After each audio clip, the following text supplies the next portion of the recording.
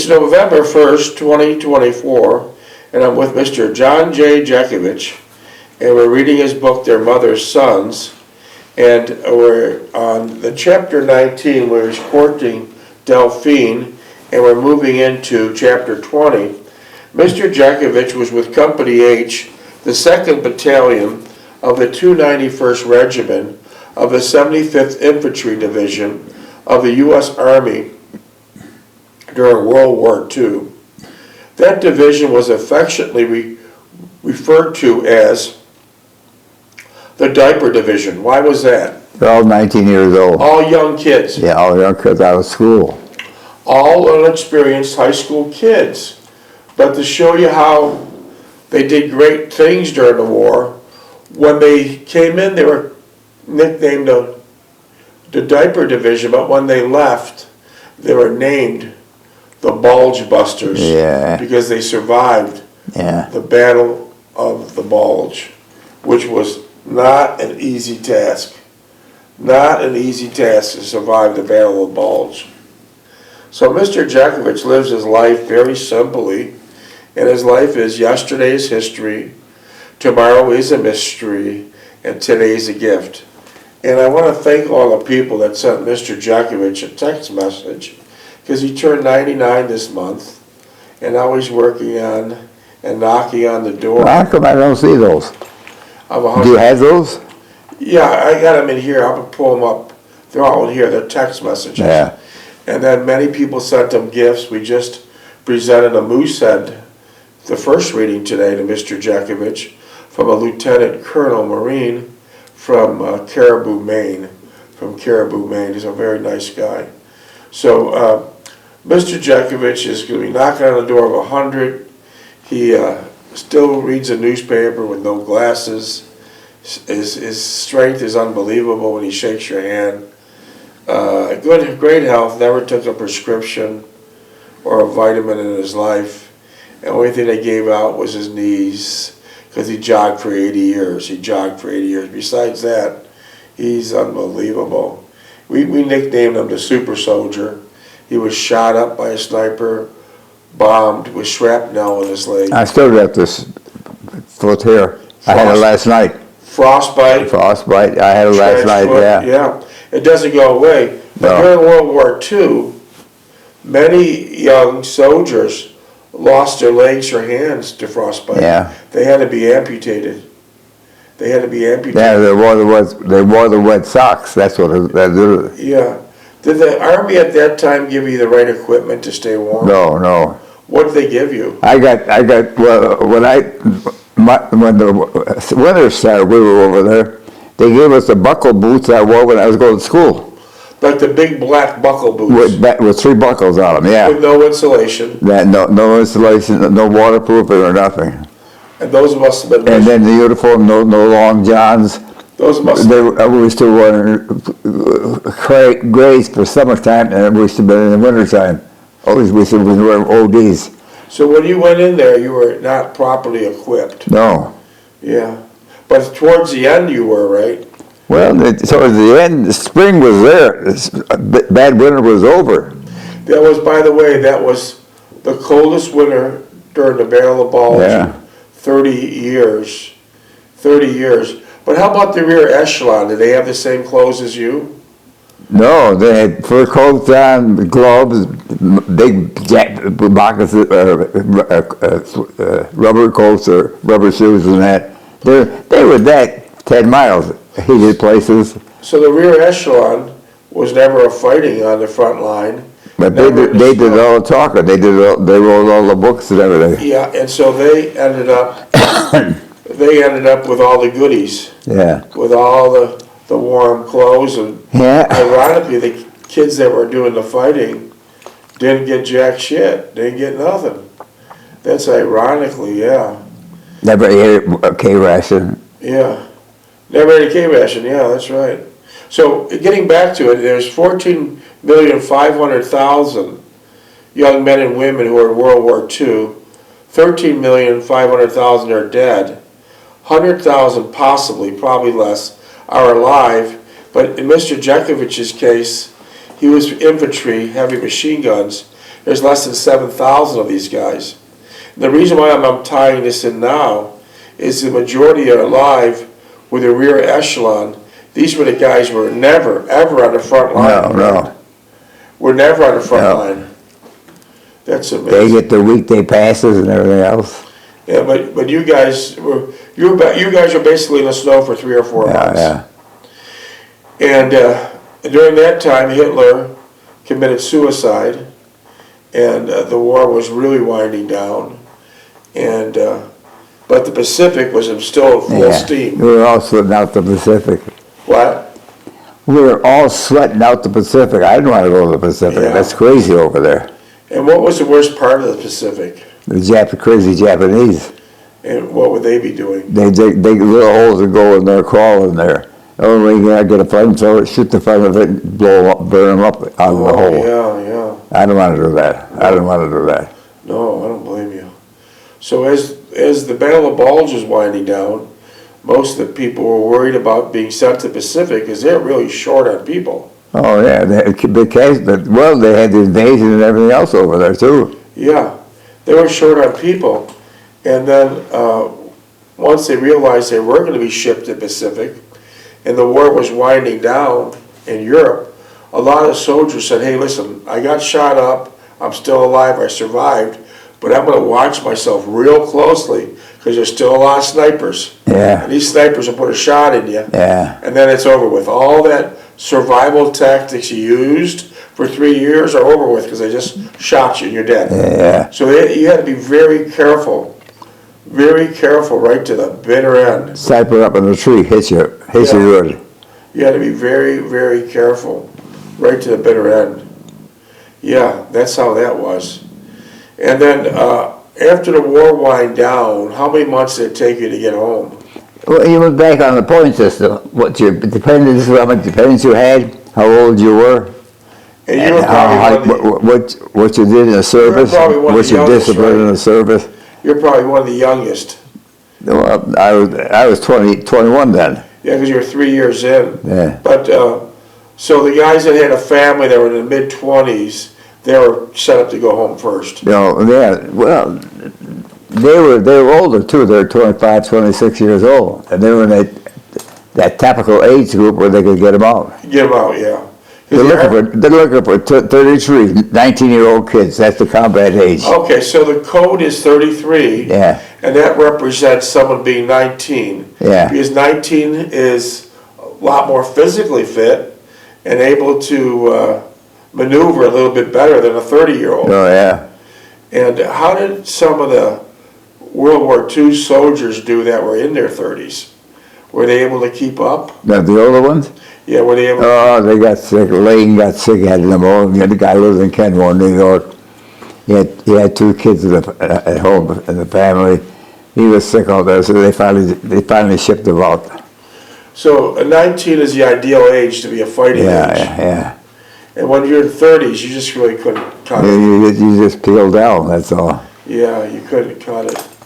Yeah, that's such a true statement there. And so now we're winding down at the war, and Mr. Jeckovich is courting Delphine that he met at the Delwood Ballroom in Main Street, Buffalo, New York. He eventually was married to Delphine Stulak. They were married for 69 years. 69 years.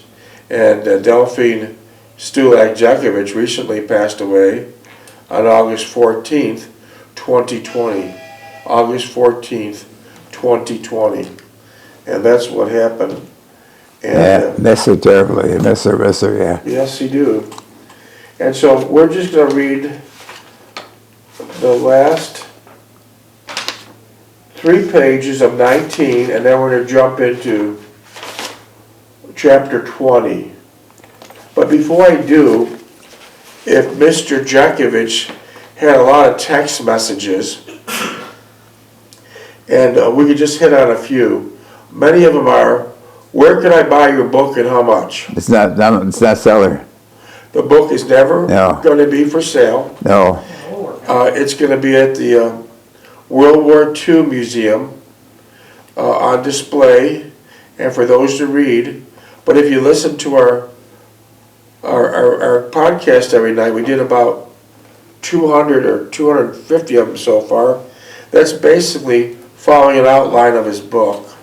Say again, what, you got the book on the contest? Yeah, we're reading it every night. Oh. So if anyone wants to listen to it, they can just tune in Go on the internet, and listen to it. Listen to us speak, and you just simply put in the word John Jeckovich, Bulge Busters, and there's at least 200 or 300 readings there.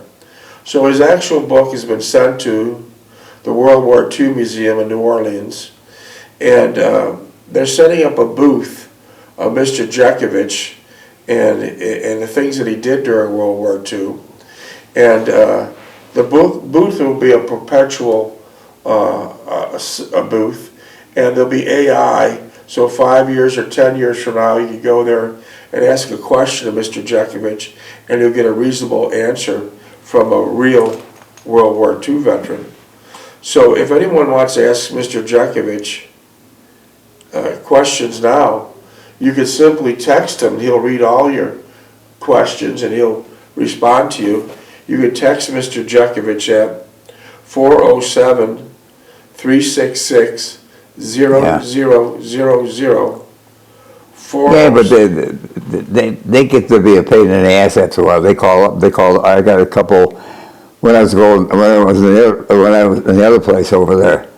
They said, "Well, tell us about your trips in Europe and the Battle of the Bulge." I don't want to get into all that nonsense. I don't want to say I'm bragging. And I'm one that's still alive. There's 50 guys laying in France. No, you're certainly not bragging. No one even knew Mr. Jeckovich was in World War II until 3 years ago. He's a highly decorated, 2 Bronze Stars, 2 Purple Hearts. He's not bragging, but that's how that greatest generation was.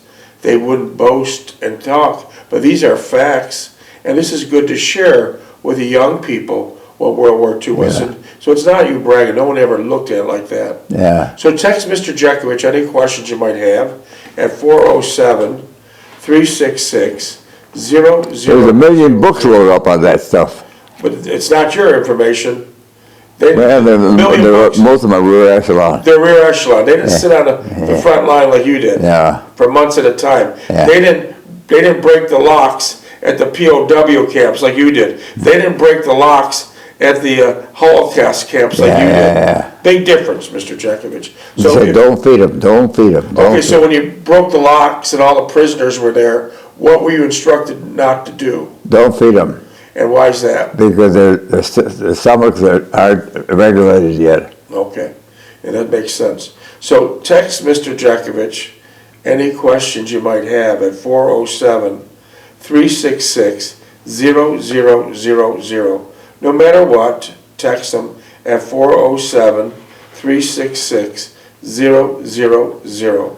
And as we say on the beautiful island of Defusky Island, South Carolina, text Mr. Jeckovich at 407-366-0000. 407-366-0000. So text him, and within 2 or 3 days, Mr. Jeckovich will either call you or he'll respond through this recording and give you an answer to whatever you want to know. Whatever you want to know. I know you've had hundreds of text messages, and maybe you could answer it right now. What contributed to your longevity of almost 100 years? But the genes. Tell us more. Genes and no smoking and no drinking. And what else? Exercising? Exercise. No prescriptions? No, prescriptions, if you were well, you didn't need a prescription. Well, if you were not well, you had prescriptions. Vitamins? No vitamins. I take no vitamins, no. Okay. Mr. Jeckovich will tell you he has 2 doctors, and only 2 doctors. He has his left leg and a right leg. He has his left leg and his right leg. And that's for jogging for 80 years. You could look as good as this guy. There's no doubt about it. This is no commercial. This is a fact. Take a look. Almost 100 years old. Take a good look. You do look nice in all your brand new clothes. Huh? You do look nice in all your brand new clothes. Yeah. and a 2025 Dodge 1500 electric truck is waiting for Mr. Jeckovich, and being his knees gave out, we got hand controls on it. His license is good for 3 more years, so you'll see him scooting around. Yeah, my license is still good. Yeah, good. You're good for 3 years in this new Dodge truck. You'll Yeah. be scooting around on all the hand controls. But we'll worry about that tomorrow when you go on your first ride on the beach. But anyways, so there's where we stand right now. And did you want me to read the last few pages on chapter 19? Yeah, go ahead. All right, here I go. And anytime you have anything to say when I'm reading these last 3 chapters, just stop me and start talking. You know, because you're the main man. I'm just a reader here. Okay, courting Delphine. That Sunday afternoon, before I left to meet Delphine, Mother and Sally decided to go to the neighborhood theater.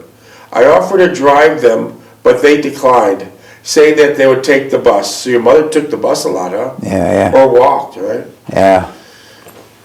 As I drove out, I could see them waiting for the bus on the corner, and I asked them if they wanted me to drive them to the theater. They declined, and I drove off, slightly upset and realizing that once again they had chastised me and berated me. So now your mother and your sister are sitting at a bus stop, and you said, "Come on, I'll take you to the movie theater." Yeah. They said, "I'm not going." They're pissed off. Yeah. Yeah. I don't know why. Why? Who would know why? Yeah. You're offering them a ride. My mother's told Sally that I'm not doing enough work at home. Yeah. That's hard to believe. This had always been an issue between Mother and me, where I was individual interest class, and she usually went out with Sally on her side. At times I could understand all the mortifications my father suffered under the same circumstances. What did your father suffer? Silence? Your mother would give him the silent My treatment? father wasn't the aggressive type. If they started hollering, he'd just go outside, talk to the guy across the alley. But didn't your mother give him the silent treatment? Oh, yeah. And that's worse than yelling. Well, she slept in the Packard in the garage for half of the time. Okay, I so, told the kids, let's go to the garage. I said, Mom, where are we going there? We're sleeping there tonight. and did you? Well, what are you going to do? What do you do? I'm just saying, but Yeah, I'm 10, 15 years old. yeah, I know. I'm not saying. Yeah. I'm not saying you should have revolted, but I'm just saying it ended up Yeah. you slept in the Packard, which is a car, Yeah. in the garage because your mother wanted to give your father the silent treatment. Yeah. Okay. All right, that makes sense. Okay. There was always an issue between me and Mother and me. I also recalled that I took Mother's side like Sally and was doing now and thought she was justified in her own actions. So when your father was alive, you took your mother's side. When your father was alive, you took your mother's Well, side. they were always arguing. They were fist fights, but they were always arguing. My mother didn't have enough money. She didn't have this. She didn't have that. And it probably real accident. He goes, "So we'll get it. We'll get it. Don't worry about it. Don't worry about it. Don't worry about it." And she got pissed off with that. So what happened now is you took your mother's side, but what happened now was when your mother was angry at you, your sister took the mother's side. Yeah. So she's playing the role that you used to. Yeah. Okay. Sally was now and thought she was justified in her action. Perhaps I was paying now for my oversight in receiving the same type of treatment now. I did not want to dwell on it further. It was making me depressed. I did not want to meet Delphine in an agitated state of mind. I tried to concentrate my thoughts on how she would look and what we would say after not seeing me for almost 2 weeks. 2 weeks. I almost forgot that I would meet her at her house, which I really did not care too much about. I would much prefer meeting her in downtown, as I would feel more relaxed and comfortable. I never really stopped to think why I felt that way. My reluctance to see her parents, I could recall my reactions to visiting and meeting Ann's and Jean's parents, which was altogether opposite from my anticipation Yeah. in seeing Delphine's parents. Yeah. As we drove up to the house, I almost wished that Delphine would be alone so we could whisk out of the house momentarily and not go through the ritual of small talk. Yeah. Yeah, the ritual of small talk. Yeah. It's still going on today. Yeah. It's still going on today. Delphine answered the door. Before I knew what happened, she thrust her arms about me and kissed me vigorously. I missed you, she stammered, ushering into the kitchen. It was obvious there was no one else at home. So I took her in my arms and hugged her tightly. I missed you too, I declared, relaxing my hold on her. I'll be only a moment, she smilingly stated, going to the back bedroom. She reappeared shortly and went to the refrigerator for the items to put in the familiar picnic basket. I was relieved that there was no one else at home and stood beside her as she deposited the remaining articles into the picnic basket. Let's go before someone comes, I declared, moving toward the door. Strangely, she did not react to my admonition, but only smiled slightly and headed for the door. We arrived at the park shortly before 2 p.m., and I made a mental note that we'd almost have 7 hours together before I had to leave at between 9 and 9:30. So you probably had to work midnight, right? Yeah. Okay. Luckily, we found the same picnic table besides the lake that we had before Delphine commented on it. Pleased with confidence, I helped her with distributing the foodstuff onto the picnic table, and every now and then I would hold her hand and touch her tenderly, and she would react slightly, but I could see she enjoyed that aspect of it, and she knew it was all well-intentioned and nothing suggested in the least. We sat there on the opposite sides of the picnic table, partaking of the food she had brought and basking in the joy Just together. reading a book to him. Oh, I see. Yeah. Oh, I- so that's why, Yeah, you need to go out? Are you going out that way? no, I was going to sit in the library and read. Okay. I watched Is there a her. library? Yeah, that's the library. Yeah, I watched her as she ate, interjecting occasionally an experience she had since seeing me last. I usually had to do what either Rosalie or Agnes, as she seldom talked at length about her parents. I did not find that strange, her reluctance to talk about her family at length. I almost took it as a matter of fact and only perceived it as one of my many traits we had in common. We walked around the lake on a warm, sunny day and almost picture perfect. I was delighted that we had decided to come here, even though it was only for a What's the short name of that story time. he's reading? As we rounded the bend in the lake, we could hear the sound of the loudspeakers from the John wrote the casino. book. What we remembered was mostly Nat King Cole. Yeah. That's a still popular song today. Yeah, Singing Mona Lisa yeah, several times. yeah. It almost became our private song. Whenever we heard it sung afterward, we always recalled Delaware Park that Saturday afternoon. Was Delaware Park a big park? Oh, yeah, the big state park. Oh, Yeah. yeah. My Okay. glasses. As I drove Delphine home that night, she sat close to me, holding my hand, her head thrust back on the seat, gazing on the oncoming headlights as the cars whisked by. When will I see you again, she whispered, clearing her throat slightly as she turned toward me. Tuesday or Wednesday, I replied. Then I started this famous afternoon shift. That's when you'd be on afternoons, right? Yeah. Recalling my last outburst on the very same subject. She said nothing, turning to better position herself, and looked straight ahead on the oncoming headlights. I pulled my hand on her silken knee, savoring the sensation. Okay, so this is ending up on the last page of chapter 19. Really, in the late, and you have to go to work in a short time, she took her hand off my knee. We reached her house a little bit before 10 p.m., and she realized the lateness of the hour. She darted out of the car after reaching over to kiss me. Call me tomorrow, she explained over her shoulder as she walked towards the side door. Just before she entered, she turned and waved, pursing her lips to say, call, and was gone. Yeah. I got home after 11, and Mother greeted me by reveling me almost immediately. She demanded to know what I was seeing, and who I was seeing, and what I was doing. Going out of almost every day. She neglecting my duties at home and jeopardizing my job by my reprehensible behavior. I never lost a day. Never missed a day. No, no. 35 years, right? Yeah. She lashed out in a frenzy agitation, ranting at my irresponsible conduct. You're not staying in this house and going out at all times of the day and night, she berated me. I'm not going to work. I'm going to work all day and night just for you to have yourself a good time at my expense. Isn't that funny? Little did she know it was the opposite. Yeah.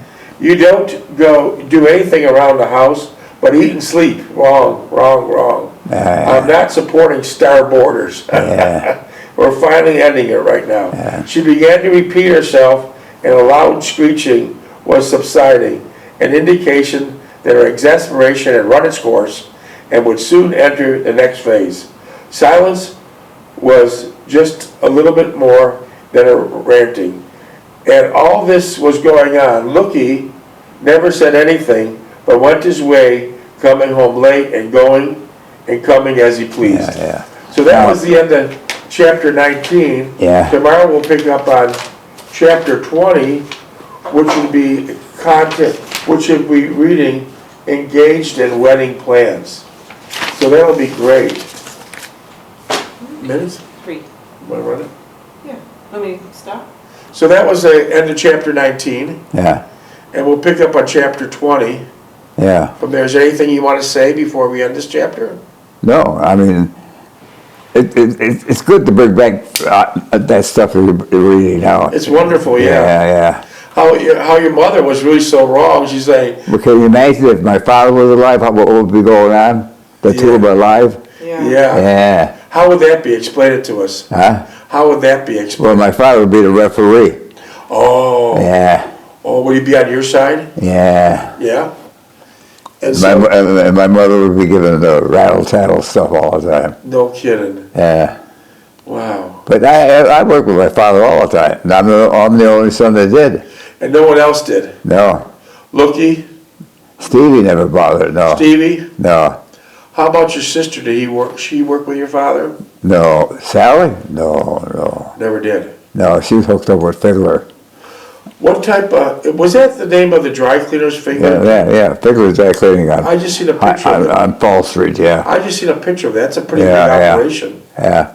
That's a pretty big operation. Yeah. And Well, he's a nice guy. He was a nice guy, yeah. Figler was a nice guy? Yeah. Oh, yeah, that's good. Who was Figler? What was that about? Figler was his sister's friend, right? Huh? Figler was your sister's girlfriend, right? Yeah. And Figler's had a big dry cleaners back then. Oh, okay. I just seen that picture of it the other day. Okay. Figler. I got you. So that was very Yeah, he had a interesting. big dry cleaning place, yeah. Yeah, it was a big operation then. Yeah. Minutes? Well, yeah, we can pick it up tomorrow. We can just turn it on. Okay. All right? All We'll right. pick it up tomorrow. Well, that was good. We did 2 segments today. Huh? We're back in the saddle. We did 2 segments of your book today.